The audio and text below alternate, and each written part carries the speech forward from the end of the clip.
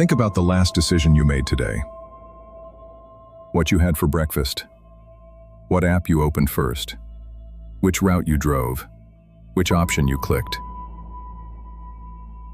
You experienced each of those as a choice, a moment where you, specifically, decided.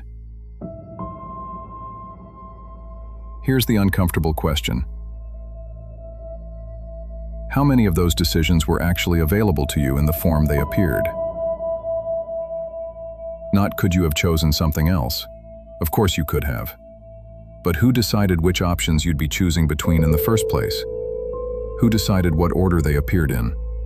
Which one was already selected? Which one was slightly bigger, slightly brighter, slightly easier to reach? This isn't a conspiracy theory.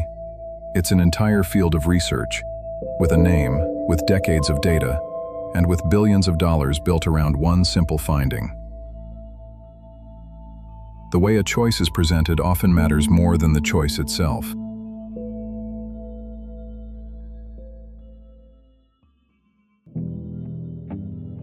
In the early 2000s, researchers studied organ donation rates across European countries.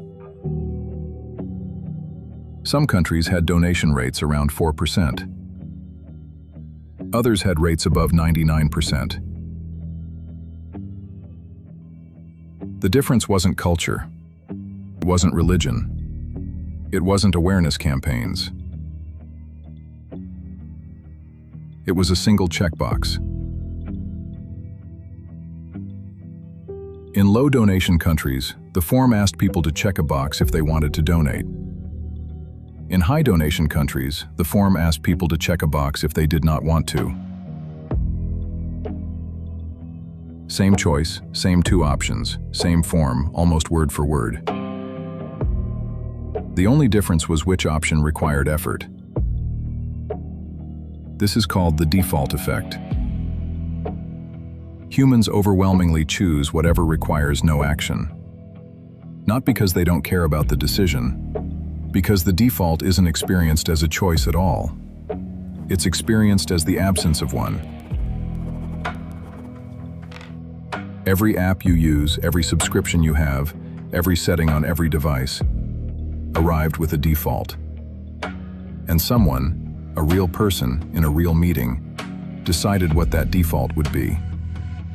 Not arbitrarily, based on which default produced the outcome they wanted. Here's a pattern you've encountered more times than you can count. 3 options: small, medium, large. The small option seems reasonable. The large option seems excessive. And the medium option is priced almost identically to the large one. Suddenly, the large option doesn't seem excessive anymore. It seems like the obvious choice. Why would you pay almost the same price for less? This is the decoy effect. The medium option was never meant to be chosen. It exists for one reason: to make the large option look like a deal by comparison. Researchers demonstrated this with something as simple as magazine subscriptions. Web only, print only, print and web, priced the same as print only. When the print only option was removed entirely, leaving just web only in the combo, far fewer people chose the combo. The decoy wasn't competing for your choice. It was shaping it, just by existing on the same page. Once you know what a decoy looks like, you start seeing it everywhere. Subscription tiers, combo meals, insurance plans. The option that seems irrational to choose is often there specifically to make a different option seem rational. There's a deeper layer to all of this, one that doesn't rely on how options are arranged at all. It relies on what other people appear to be doing. In the 1950s, psychologist Solomon Asch ran an experiment that's been replicated hundreds of times since. Participants were shown a line and asked which of 3 other lines matched it in length. The answer was obvious, unambiguous.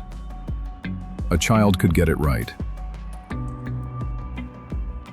But the participant was seated among actors, who, one by one, gave an answer that was clearly wrong. About a third of the time, the real participant went along with it, gave the wrong answer. An answer they could see with their own eyes was incorrect. This is social proof. And it's not a flaw limited to laboratory settings. Most popular, bestseller, 4.8 stars, 10,000 reviews. Others also bought. Every one of those labels is doing the same thing Asch's actors did. Telling you what other people decided before you've had a chance to decide for yourself. And the unsettling part isn't that it influences you. It's that when it works, it doesn't feel like influence. It feels like information. There's one more mechanism, and it's the one that explains why, once you say yes to something small, saying yes to something larger later becomes dramatically easier. It's called the foot in the door technique. In a classic study, researchers asked homeowners to place a small sign in their yard, supporting safe driving. Almost everyone agreed. It was small, reasonable, easy to say yes to. Weeks later, a different request came. A large, unattractive billboard-sized sign on the same theme. People who had agreed to the small sign were dramatically more likely to agree to the large one, compared to people who hadn't been asked the first time at all. Why? Because humans have a powerful drive to see themselves as consistent. Once you've taken an action, even a small one, your brain updates its model of who you are. I'm someone who supports this.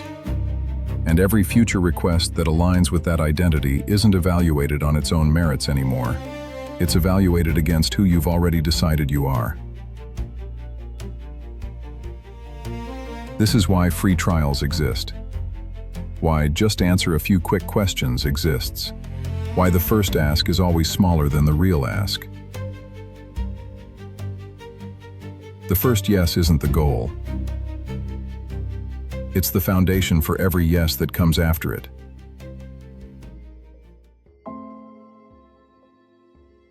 None of this means you have no agency. It means the environment you make decisions in was built deliberately by people whose job is to study exactly what we've covered tonight, to make certain choices easier than others. You can't opt out of having a brain that responds to defaults, decoys, social proof, and consistency. Those mechanisms aren't bugs. They're how human cognition has always worked. Useful, even necessary, for navigating a world with too many decisions to make consciously. What you can do is something much simpler. Before a decision, notice the frame. What's the default here? What's been made easy? What's been made to look popular?